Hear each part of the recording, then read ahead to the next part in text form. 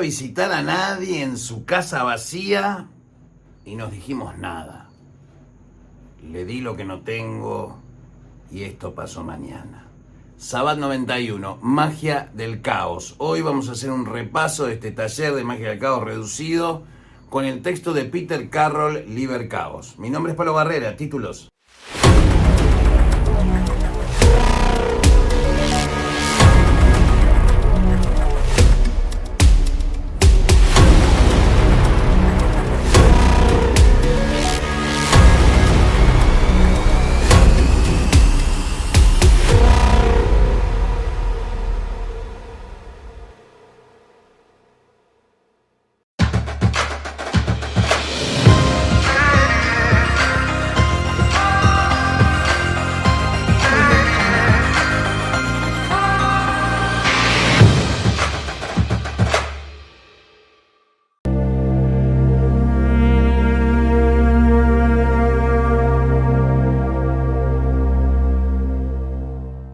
Pues bien, el libro que vamos a tratar hoy es este, Liber Caos de Peter Carroll, ¿sí? ¿Qué pasa con todas estas cosas del misterio? ¿Sí? Y acá hoy ya empiezo, ¿sí? a preparar, ¿sí? La aserradora mental para diseccionar en varios pedazos. Así que de eso hoy no voy a hablar, sino que vamos a hablar específicamente del libro, Liber Caos, así que comencemos. Para no caer en la pelotudez, porque acá prometo que no voy a usar términos a la ligera como hacen los investigadores. Yo no soy un investigador del misterio, para empezar. Yo practico magia, tenemos un templo, estamos fundando una religión, es otro viaje. Pero me gustaría que lo viera gente científica. ¿Por qué? Porque si hay gente científica que todavía no leyó este libro, ¿sí? Vamos a ponerlo así, original, Liber Caos, de Peter Carroll, ¿sí? Chaos Magic para el Pandemon Aeon, ¿sí? La magia del caos tiene esas cosas, ¿sí? Es la revisión revisada y expandida, esta del año 2020 creo, así que es nuevita, ¿sí?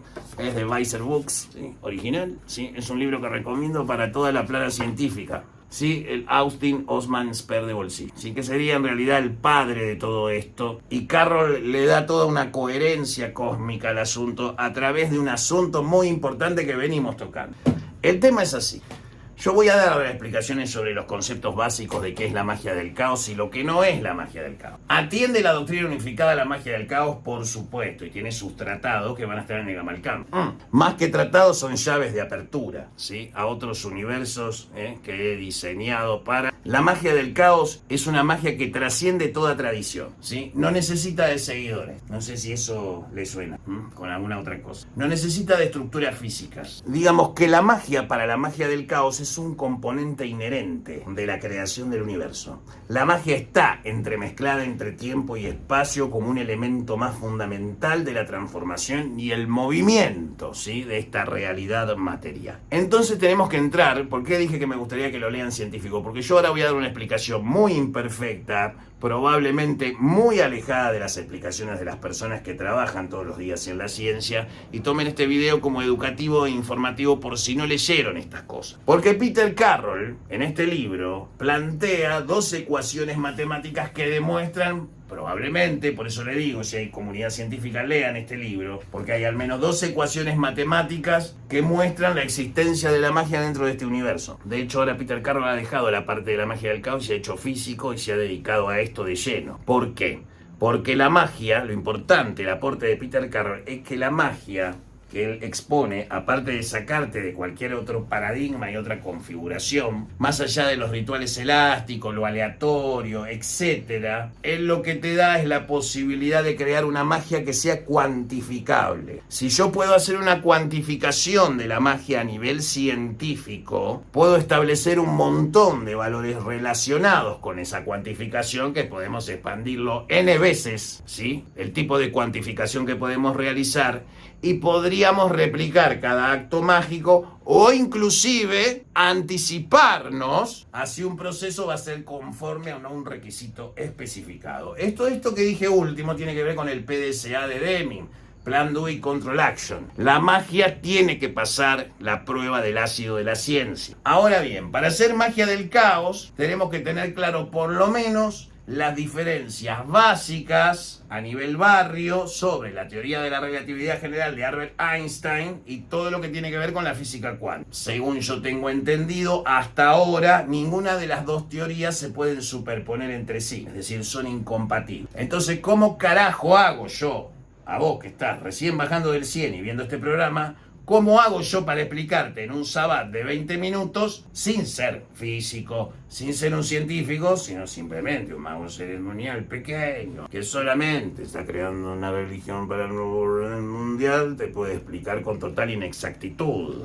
¿Entendés? Pero te lo voy a explicar. Para un mago del caos, imagínate que el universo es una torta de chocolate, con todo cosito, todo. La teoría de la relatividad general tiene que ver con el tema de la gravedad, es como un reloj. Entonces, volviendo a la analogía de la torta, la teoría de la relatividad general atiende el asunto de la torta que le ve, que tiene la frutilla, la cereza, el dulce de leche, depende de tu país, los confites, atiende esas cosas. La física cuántica atiende asuntos más pequeños de la torta, como que sus ingredientes, lleva harina, lleva levadura, lleva royal, lleva lo que sea, vainilla, lo que huele por el bizcochuelo, el polvo para el bizcochuelo, etc. Mientras que la relatividad general discute la torta en sí misma y la describe, ¿sí?, de una forma más finita, por decirlo así. La contraparte también es finita, pero no tiene límite, porque está hablando de ingredientes, ¿sí? Digamos que esa es mi forma personal, muy subjetivo de lo que estoy diciendo, muy imperfecto, vuelvo a decir, de la diferencia entre la teoría de la relatividad general de Einstein y la física cuántica. Una cosa es la gravedad que mantiene las cosas en su lugar y otra cosa son las fuerzas gravitatorias que operan en todo el universo. Eso ve la teoría de la relatividad y mide esas cosas. En cambio, en la física cuántica,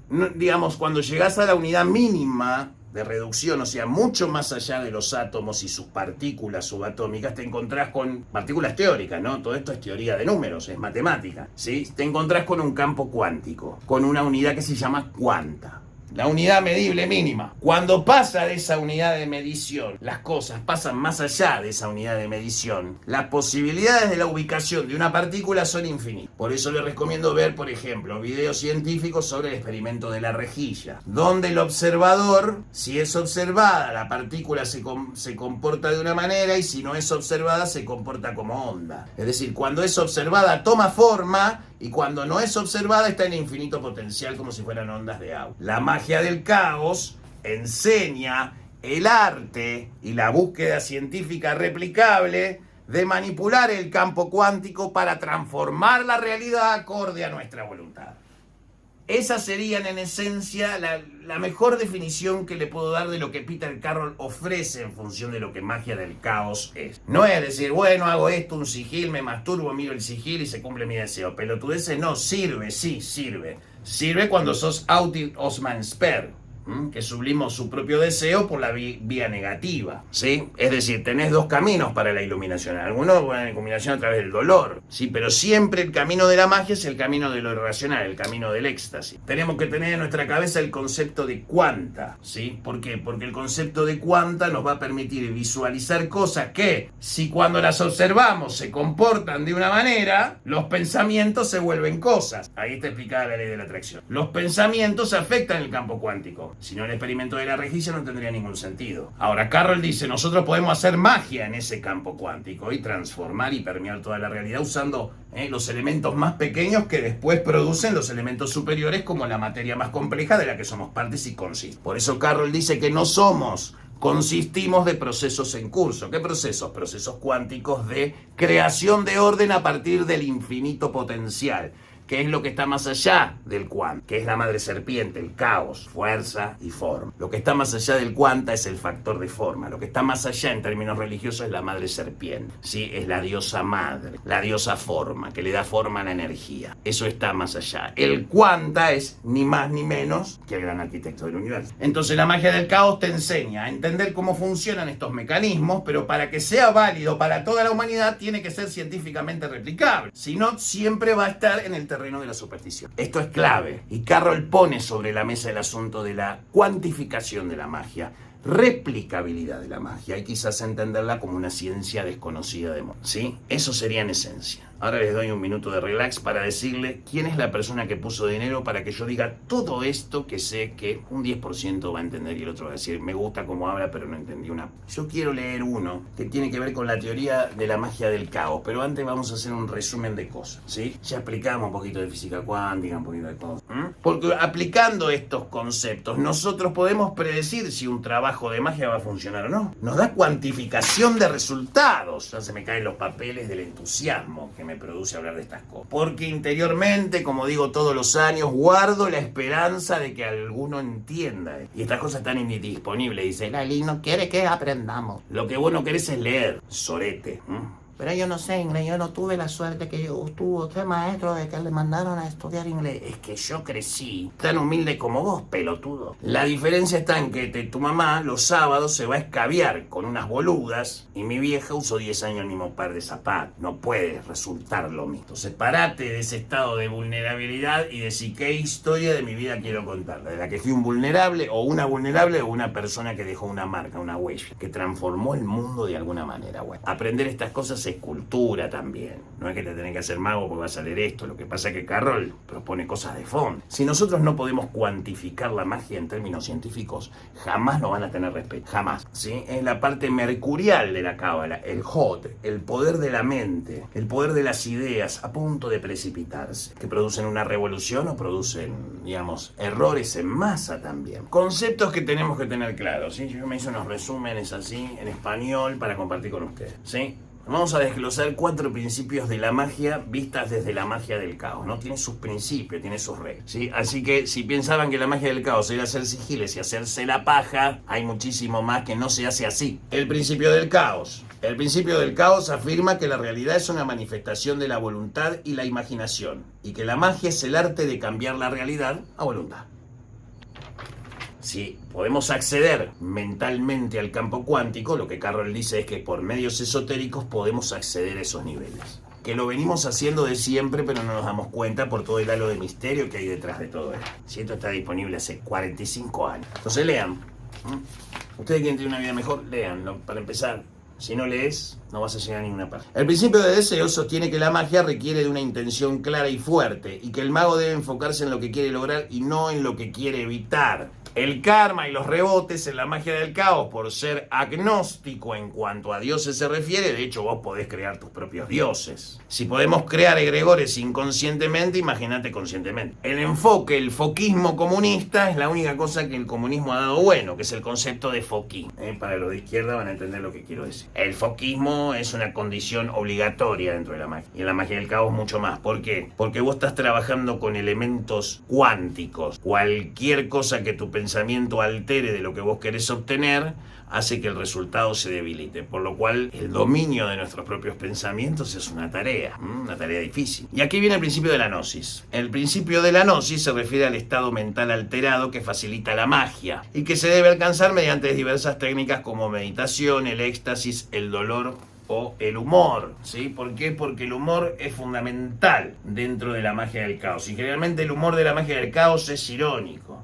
Sí, de hecho a todos mis clientes y cosas les digo todo el tiempo cosas caotas, porque las cosas caotas permiten a la mente estar en más de un lugar al mismo tiempo, como las partículas más allá del cuanta, ¿sí? Lo cual, la teoría de la magia del caos en sí valida la brujería, por ejemplo, que no trabaja con espíritus.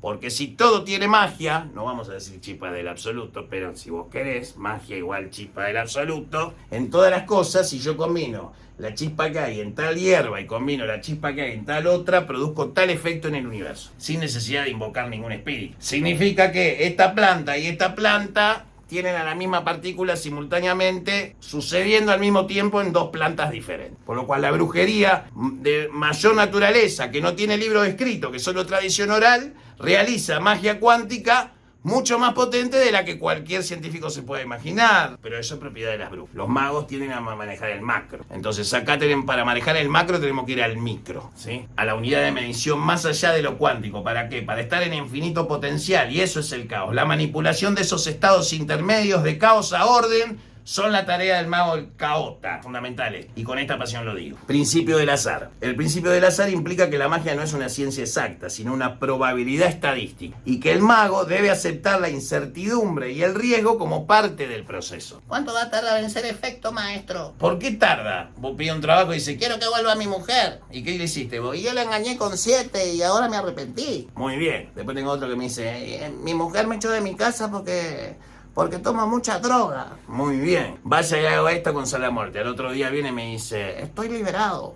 No le pego más a mi mujer. dice, qué bien. Me dice, La trato con amor, con cariño. ¿y cuándo empezó todo esto? Hoy al mediodía. El humor es parte de todo esto. ¿Se entiende por qué? Porque el humor también produce éxtasis. El humor tiene que ver mucho con la cara del Buda deforme. No se olviden nunca, les tiro un tip, investiguen ustedes. Entonces, la teoría de la magia del caos busca la cuantificación de todas estas cosas.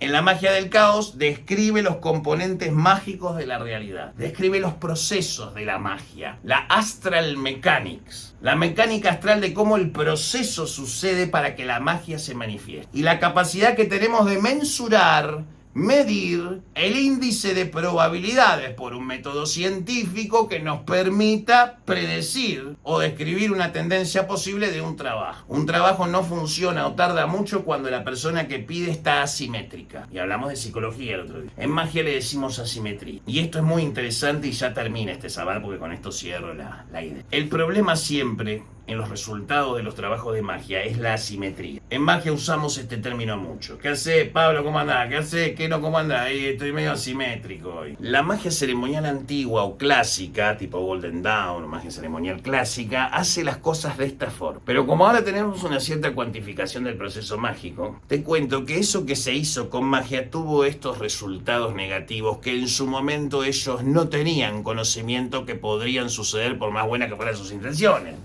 Por decir, estoy haciendo una paráfrasis imperfecta de Carro. Lo aclaro por las dudas para que ningún pelotudo entienda mal fuera de contexto. Esto es una parte de reflexión personal, ¿sí? Entonces, hay una cosa que no les voy a contar, por eso lean el libro, lo que se llama encantamiento retroactivo.